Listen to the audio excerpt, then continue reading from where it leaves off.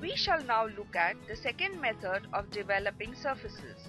This is the radial line development method. It is used to get the developments of objects having slant edges like pyramids, cones, etc. Here, the apex of the object is assumed to be hinged and the object is rolled about its axis. The area covered by the lateral surface of the object becomes the development of the object. Fine. Let's construct a development of a cone which appears as a series of triangles.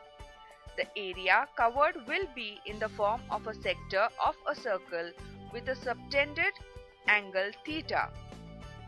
The subtended angle theta is obtained by the formula radius of the base circle divided by the true slant length of the cone multiplied by 360 degrees. In the figure, a cone rests on the HP. A section plane perpendicular to VP and inclined at 30 degrees to HP bisects the axis of the cone. Let's draw the development of the truncated cone. Observe its orthogonal views. The top view appears as a circle on HP showing the true shape and size of the base. The front view will be a triangle and the base coincides with the reference line XY. Now, divide the circle in plan into 12 equal parts. Let's draw vertical projectors from these points to meet the reference line XY and further join them to the apex of the cone. We see that the vertical trace MN of the cutting plane inclined at 30 degrees to HP bisects the vertical axis.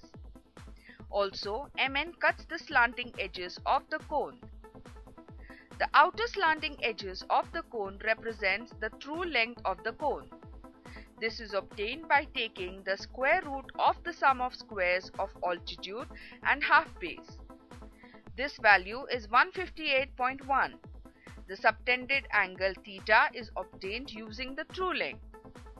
In the front view, project point 1' onto the slant edge O'A' to get the point 1'. Similarly, project points from MN to the slant edge O'A' and mark the points.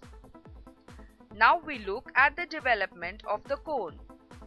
With any point O and O'A1' as radius, draw an arc subtending an angle of 113.85 degrees. From the starting point A of arc, mark 12 equal divisions of the arc. Joining these points to the apex O gives the development of the whole cone. Now, let's look at the development of the truncated cone.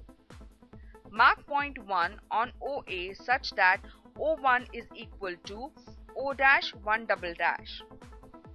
Similarly, locate the rest of the points from 2 to 12 and 1 and join them to get the development of truncated surface.